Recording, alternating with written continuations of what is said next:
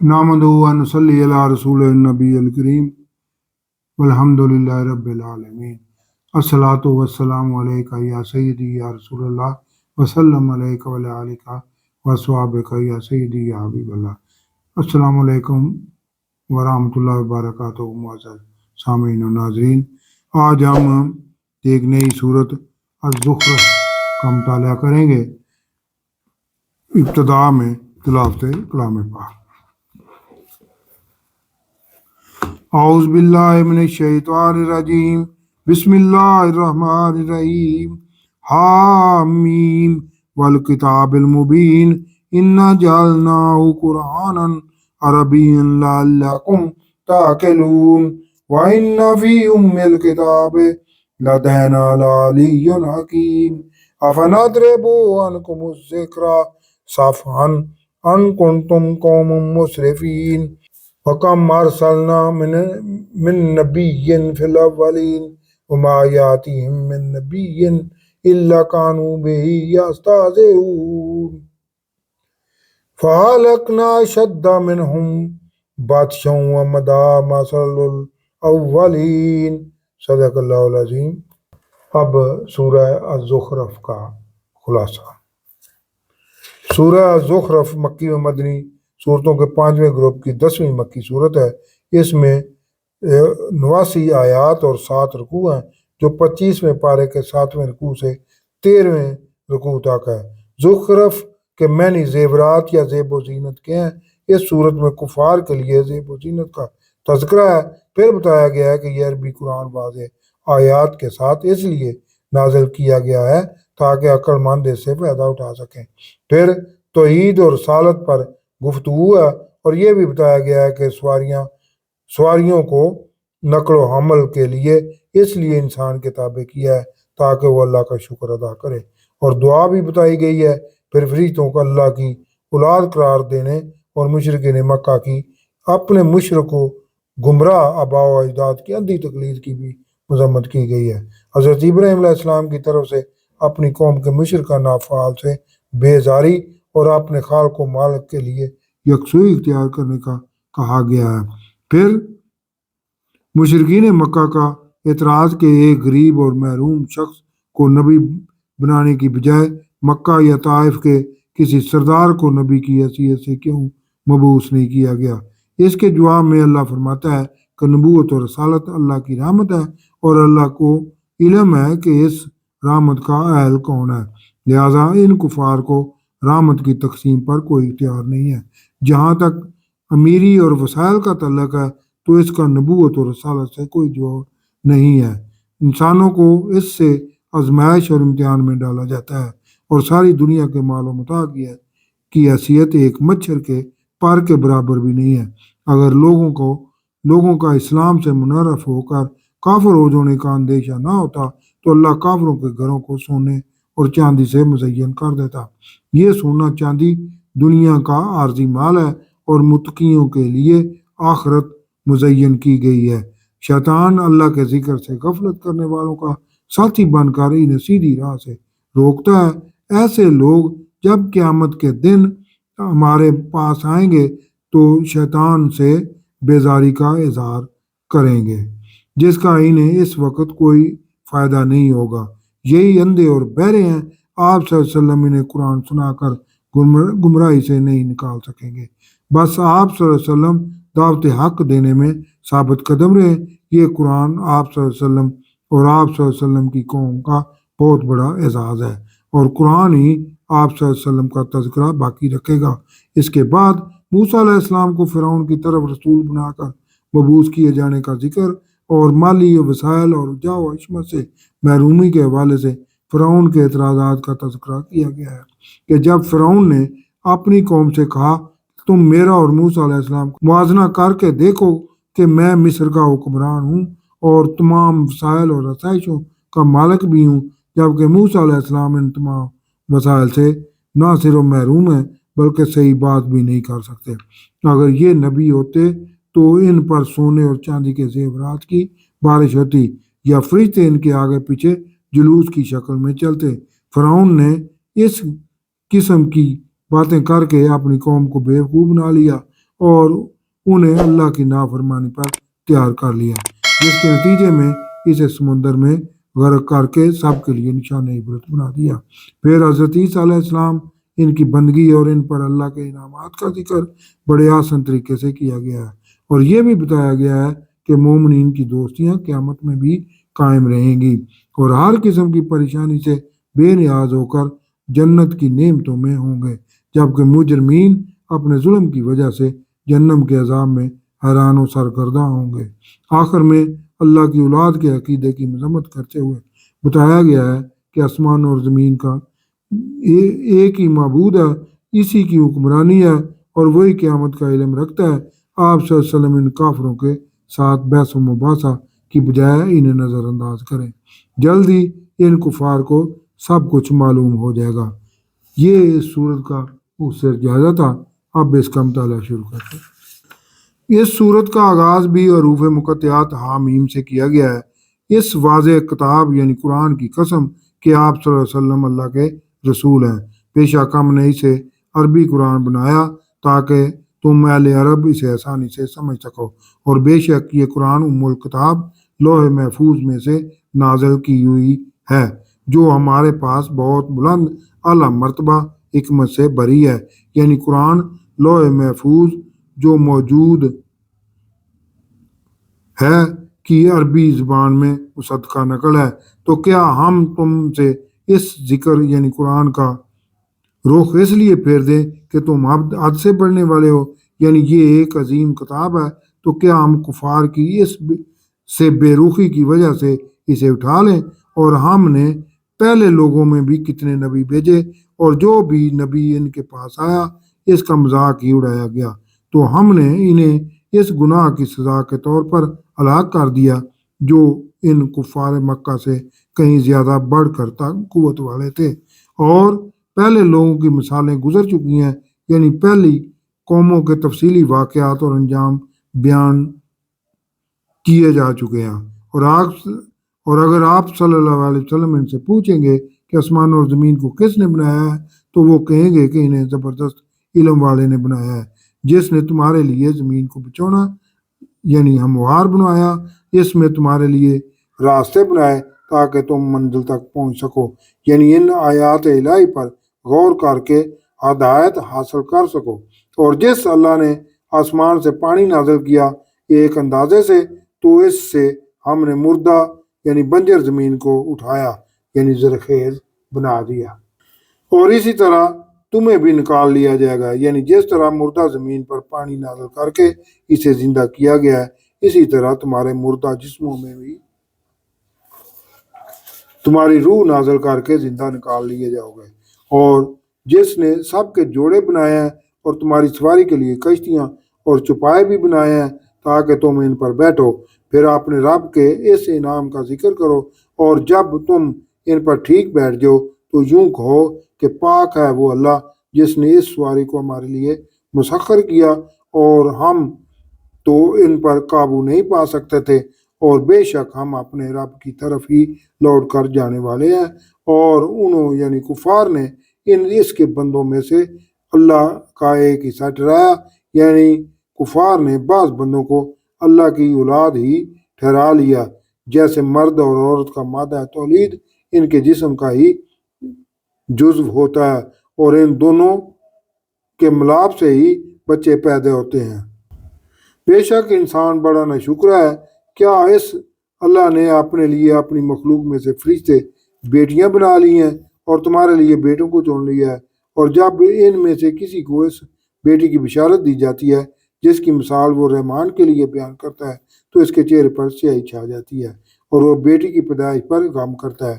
کیا وہ بیٹی جو پرورش زیورات میں پاتی ہے، یعنی بچیوں کو بچپن میں ہی فطرتاً زیورات سے لگاؤ ہوتا ہے اور بعد میں اپنا موقع بھی واضح نہیں کر سکتی، یعنی وہ بیان کرتے وقت ہچکچاہٹ محسوس کرتی ہے۔ اور انہوں یعنی کفار نے فرشتوں کو جو کہ رحمان کے بندے ہیں اللہ کی بیٹیاں ٹھہرا دی ہے۔ تو یہ کفار کیا ان فرشتوں کی تخلیق کے وقت موجود تھے؟ اب ان کی گواہی کہ فرشتے مؤنث ہیں لکھ لی جائے گی اور ان کفار سے بعض پرس ہوگی، اور وہ کفار کہتے ہیں اگر رحمان چاہتا تو ہم ان کی بندگی نہ کرتے جس کا انہیں کوئی علم نہیں ہے۔ وہ تو بس اندازے ہی لگا رہے ہیں۔ کیا اس سے پہلے ہم نے انہیں یعنی کفار کو کوئی کتاب دی ہے جسے وہ پکڑے ہوئے ہیں، جس سے ملائکہ کے بارے میں ان کے عقیدے کی توثیق ہوتی ہے؟ بلکہ وہ کہتے ہیں کہ ہم نے اپنے آباء و اجداد کو ایک دین پر پایا جس کی پیروی پر ہم ہدایت یافتہ ہیں، اور ہم نے آپ صلی اللہ علیہ وسلم سے پہلے جب بھی کسی شہر میں خبردار کرنے والا بھیجا تو وہاں کے امیروں نے یہی کہا کہ ہم نے اپنے آباء کو ایک ہی اسی دین پر پایا اور اب ہم بھی انہی کی پیروی کر رہے ہیں۔ اس نبی صلی اللہ علیہ وسلم نے کہا کہ اگر میں تمہارے پاس زیادہ ہدایت والی چیز لایا ہوں اس کے علاوہ جس پر تمہارے آباء تھے، تب بھی تم اپنے گمراہ آباء کی ہی پیروی کرو گے۔ انہوں یعنی کفار نے کہا تو جو تم لے کر آئے ہو ہم اس کے منکر ہیں۔ یعنی پہلی قوموں کے سرداروں نے بھی غرور و تکبر اور سرکشی کی وجہ سے ہر نبی کو جھٹلایا ہی تھا، جیسے اب یہ کفار کے سردار جھٹلا رہے ہیں۔ تو ہم نے ان سے انتقام لیا، تو دیکھ لو اے کفار مکہ کے نبی کو جھٹلانے والوں کا کیسا انجام ہوا۔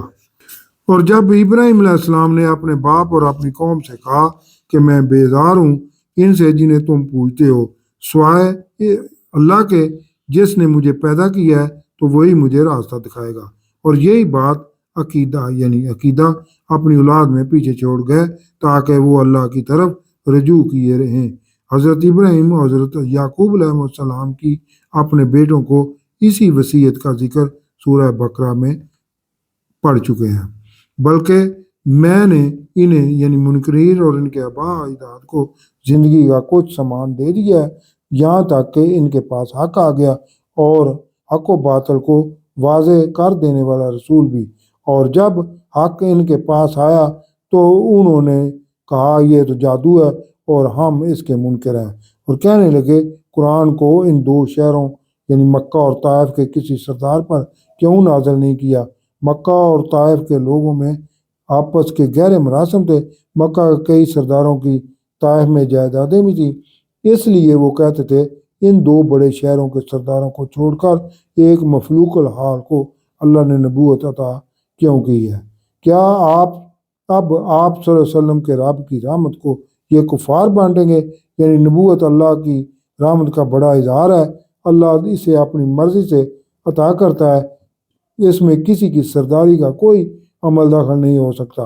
البتہ ہم نے ان کفار میں سے ان کے دنیاوی زندگانی کا سامان بانٹ دیا ہے، اور ان میں ہم نے بعض کو بعض پر درجات میں برتری دے دی ہے، یعنی بعض کو خوشحالی عطا کر دیا اور بعض کو محنت و مشقت کے باوجود تنگ دستی رکھا گیا ہے تاکہ وہ ایک دوسرے سے خدمت لے سکیں۔ اور آپ صلی اللہ علیہ وسلم کے رب کی رحمت ان کی دنیاوی جمع پونجی سے بہتر ہے، اور اگر یہ بات نہ ہوتی کہ سب ایک ہی امت بن جائیں گے، یعنی تمام لوگوں کے کفر اور انکار کا خدشہ نہ ہوتا، تو ہم رحمان کے منکروں کے گھروں کی چھتیں اور سیڑھیاں چاندی کی بنا دیتے جن پر وہ چڑھتے، اور ان کے گھروں کے دروازے اور تخت بھی چاندی کے بنا دیتے جن پر وہ تکیہ لگا کر بیٹھتے، اور سونے کے بھی بنا دیتے، اور یہ تو دنیا ہی کا مال ہے، اور آخرت کی بھلائی آپ صلی اللہ علیہ وسلم کے رب کے پاس صرف متقین کے لیے ہے۔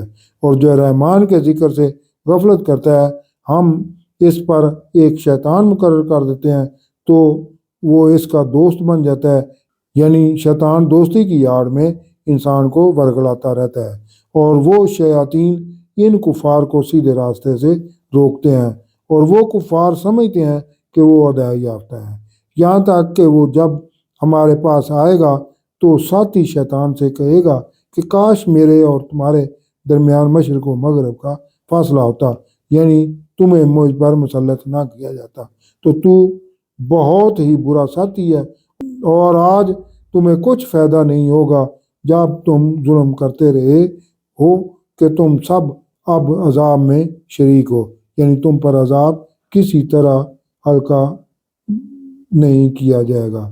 آپ صلی اللہ علیہ وسلم بہروں کو سنائیں گے یا آپ صلی اللہ علیہ وسلم اندھوں کو راہ دکھائیں گے؟ انہیں کوئی جو کھلی گمراہی میں ہے تو اگر ہم آپ صلی اللہ علیہ وسلم کو لے بھی جائیں تب بھی ان سے انتقام لے کر ہی رہیں گے، یا ہم آپ صلی اللہ علیہ وسلم کو دکھا دیں جس کا ہم نے ان کفار سے وعدہ کیا ہے۔ بے شک ہم اس پر پوری قدرت رکھتے ہیں، یعنی اگر چاہیں تو آپ صلی اللہ علیہ وسلم کے سامنے ہی ان پر عذاب نازل کر دیا جائے، اور چاہیں تو آپ صلی اللہ علیہ وسلم کے بعد ان کو تباہ کر دیں۔ آپ صلی اللہ علیہ وسلم اسے مضبوطی سے تام لیں جو آپ صلی اللہ علیہ وسلم پر وحی کی جاتی ہے، یعنی آپ صلی اللہ علیہ وسلم دعوت حق کا کام پوری جان فشانی سے انجام دیتے رہیں۔ بے شک آپ صلی اللہ علیہ وسلم سیدھے راستے پر ہیں، اور یہ قرآن ذکر ہے آپ صلی اللہ علیہ وسلم کے لیے بھی اور آپ صلی اللہ علیہ وسلم کی قوم کے لیے بھی، اور جلد ہی آپ صلی اللہ علیہ وسلم سے پوچھا جائے گا، اور ان سے پوچھ لیں جنہیں ہم نے آپ صلی اللہ علیہ وسلم سے پہلے بھیجا تھا کہ کیا ہم نے رحمان کے سوا کوئی اور معبود بنائے تھے کہ ان کی عبادت کی جائے، یعنی پہلے رسولوں سے بھی آپ صلی اللہ علیہ وسلم کو کوئی ایسی شہادت نہیں ملے گی کہ رحمان کے علاوہ اور بھی معبود اس سے پہلے بنائے جا چکے ہیں۔ اور ہم نے موسیٰ علیہ السلام کو اپنی نشانیوں کے ساتھ فرعون اور اس کے سرداروں کی طرف بھیجا تھا، تو موسیٰ علیہ السلام نے کہا کہ میں اللہ کا رسول ہوں جو سارے جہانوں کا رب ہے۔ تو جب وہ موسیٰ علیہ السلام ان کے پاس ہماری نشانیاں لے کر آئے تو وہ ان نشانیوں پر ہنسنے لگے، اور ہم انہیں جو نشانی دکھاتے وہ پہلے دکھائی ہوئی نشانی سے بڑی ہوتی، یعنی جادوگروں کا ایمان لانا، 3 سالی کا عذاب، طوفان کا عذاب، ٹڈی دل کا عذاب، چچڑیوں کا عذاب، کھٹملوں کا عذاب، مینڈکوں کا عذاب، پانی کا خون بن جانے کا عذاب وغیرہ، اور ہم انہیں ان چھوٹے عذابوں سے پکڑتے رہے تاکہ وہ باز آ جائیں، اور جب کوئی عذاب آتا وہ کہتے اے جادوگر اگر تم اپنے رب سے ہمارے لیے دعا کرو اس عہد کے ذریعے جو اس نے تم سے کر رکھا ہے کہ اگر ہم پر یہ عذاب ٹل گیا تو ہم ہدایت پر آ جائیں گے۔ پھر جب ان سے عذاب ٹال دیا جاتا تو اسی وقت وعدے سے مکر جاتے، اور فرعون نے اپنی قوم کو پکارا اور کہا کہ اے میری قوم، کیا مصر کی حکومت میری نہیں ہے اور یہ نہریں میرے نیچے نہیں بہہ رہی ہیں؟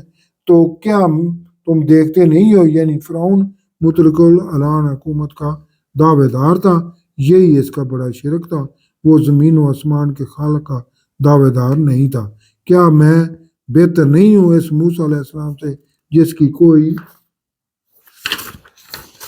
عزت نہیں کی جاتی اور صاف بات بھی نہیں کر سکتا؟ اگر یہ نبوت کا دعوے دار ہے تو اس کو سونے کے کنگن کیوں نہیں پہنائے گئے جو عزت دار ہونے کی نشانی ہے، یا اس کے ساتھ فرشتے جمع ہو کر آتے نبی کے روب اور دبدبے کے لیے، جبکہ تمہارے سامنے ایک فرعون بادشاہ ہے جو یہ سب وسائل رکھتا ہے۔ الغرض اس نے اپنی قوم کی مت مار دی اور انہوں نے اس فرعون کی بات مان لی جبکہ وہ فاسق قوم تھی۔ تو جب انہوں نے ہمیں ناراض کر دیا تو ہم نے ان سے انتقام لے کر ان سب کو غرق کر دیا، تو انہیں ماضی کی داستان بنا دیا، بعد میں آنے والوں کے لیے عبرت کا نشان۔ اور جب قرآن میں مریم کے بیٹے کی مثال بیان کی گئی تو اس پر آپ صلی اللہ علیہ وسلم کی قوم چلا اٹھی کہ انہیں بھی تو پوجا گیا ہے۔ حضور اکرم صلی اللہ علیہ وسلم پر کفار کا یہ بھی الزام تھا کہ جب آپ صلی اللہ علیہ وسلم حضرت عیسیٰ علیہ السلام کی تعریف کرتے ہیں تو انہیں بھی تو عیسائی پوجتے ہیں، جبکہ آپ صلی اللہ علیہ وسلم ہمارے بتوں لات و عزا کی مخالفت کر رہے ہیں۔ اس لیے عیسیٰ علیہ السلام کے ذکر پر کفار مکہ نے سخت موقف اختیار کیا ہوا تھا، اور وہ کہتے ہیں کہ ہمارے معبود بہتر ہیں یا وہ عیسیٰ۔ یہ باتیں وہ کفار آپ صلی اللہ علیہ وسلم سے صرف جھگڑا کرنے کے لیے کرتے ہیں، بلکہ یہ ہے ہی جھگڑالو۔ وہ عیسیٰ علیہ السلام تو ہمارا ایک بندہ تھا جس پر ہم نے انعام کیا، اور ہم نے اسے بنی اسرائیل کے لیے ایک قابل تقلید مثال بنا دیا۔ یعنی عیسیٰ علیہ السلام کی ولادت بغیر باپ کے ہوئی، پیدائش کے فوراً بعد ہی گہوارے میں باتیں کرنے لگ گئے۔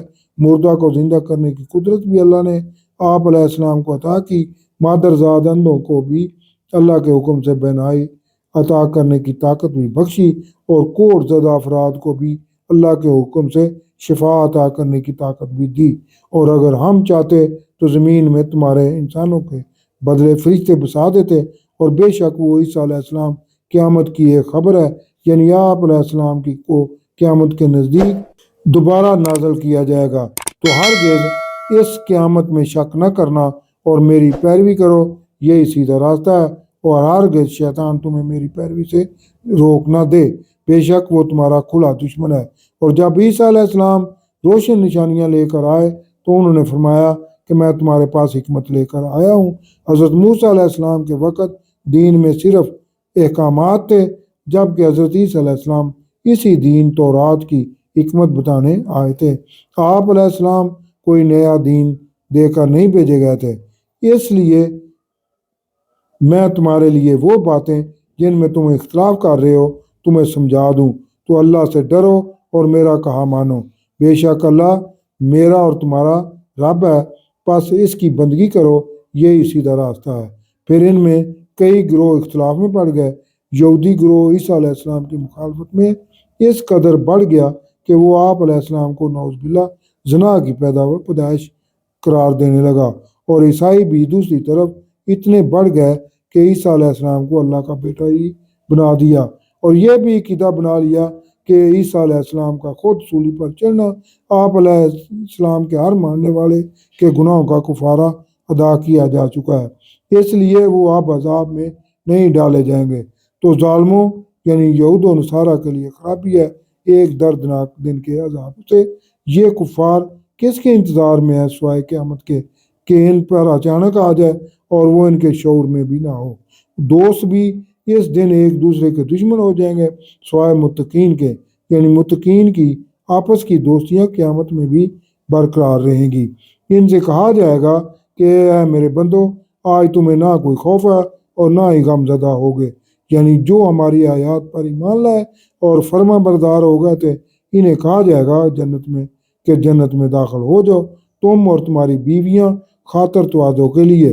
ان پر سونے کے پیالوں اور جاموں کا دور چلے گا، اور وہاں وہ سب کچھ ہوگا جسے وہ طلب کریں گے، جس سے ان کی نظریں لذت حاصل کریں گی، یعنی ہر چیز جنتیوں کے لیے جنت میں انتہائی خوبصورت اور دلکش انداز میں پیش کی جائے گی، اور انہیں کہا جائے گا تم اب اس میں ہمیشہ رہو گے، اور یہ وہ جنت ہے جس کے تم وارث بنا دیے گئے ہو، اور اپنے اعمال کے سبب یہ اللہ کی طرف سے قدر افزائی کا ایک شاہانہ انداز ہوگا۔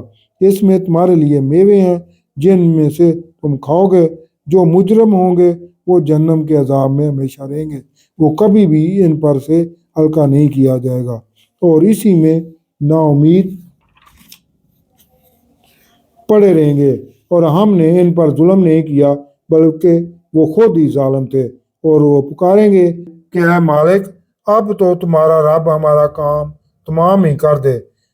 وہ مالک فرشتے کا نام ہے جو نگران دروگا جہنم ہے، جواب دے گا کہ تمہیں تو اب یہاں ہمیشہ ہی رہنا ہے، بے شک ہم تمہارے پاس حق لے کر آئے تھے، لیکن تم میں سے اکثر کو حق ناپسند تھا۔ کیا انہوں یعنی مشرکین مکہ نے کوئی حق کو نہ ماننے کا ایک کام مقرر کر لیا ہے؟ تو ہم بھی ایک کام مقرر کرنے والے ہیں۔ تو کیا وہ کفار اس تکبر میں ہے کہ ہم ان کی خفیہ باتوں اور شور کو سنتے نہیں ہیں؟ کیوں نہیں؟ اور ہمارے بھیجے ہوئے فرشتے ان کے پاس ہی لکھ رہے ہوتے ہیں۔ آپ صلی اللہ علیہ وسلم ان سے فرمائیں کہ اگر رحمان کا کوئی بیٹا ہوتا تو سب سے پہلے میں اس کی پوجا کرتا۔ آسمانوں اور زمین کا رب، عرش کا رب پاک ہے ان باتوں سے جو یہ بیان کرتے ہیں۔ تو آپ صلی اللہ علیہ وسلم انہیں چھوڑ دیں کہ فضول بحثیں کریں اور لاؤ میں پڑے رہیں، یہاں تک کہ یہ اپنے اس دن کو پالیں جس کا ان سے وعدہ کیا گیا ہے۔ اور وہی اللہ ہے جو آسمانوں میں بھی معبود ہے اور زمین میں بھی معبود ہے، یعنی پوری کائنات میں اسی کی حکمرانی ہے، اور وہی علم و حکمت والا ہے اور برکت والا ہے جس کی بادشاہی ہے آسمانوں اور زمین اور جو ان کے درمیان ہے، اور اسی اللہ کو قیامت کا علم ہے، اور اسی کی طرف لوٹ کر سب نے جانا ہے، اور جن کو یہ کفار اللہ کے سوا پکارتے ہیں وہ کوئی اختیار نہیں رکھتے کسی کی بھی شفاعت کا سوائے اس کے کہ جو حق کی گواہی دیں اور انہیں علم بھی ہو۔ اور اگر آپ صلی اللہ علیہ وسلم ان سے پوچھیں کہ انہیں کس نے پیدا کیا ہے تو کہیں گے کہ اللہ نے، تو پھر کہاں دھوکے میں پڑے ہوئے ہیں، اور قسم ہے آپ صلی اللہ علیہ وسلم کے اس قول کی کہ اے میرے رب کہ یہ مشرک ایمان نہیں لا رہے، یعنی نہ تو یہ میری باتیں سننے کو تیار ہیں اور نہ ہی میری نبوت کی تصدیق کر رہے ہیں۔ تو آپ صلی اللہ علیہ وسلم ان سے درگزر کریں اور فرمائیں کہ بس سلام ہے، تو جلد ہی ہے یہ کفار جان جائیں گے۔ اس کے ساتھ یہ سورت کا مطالعہ مکمل ہوا۔ صدق اللہ العظیم۔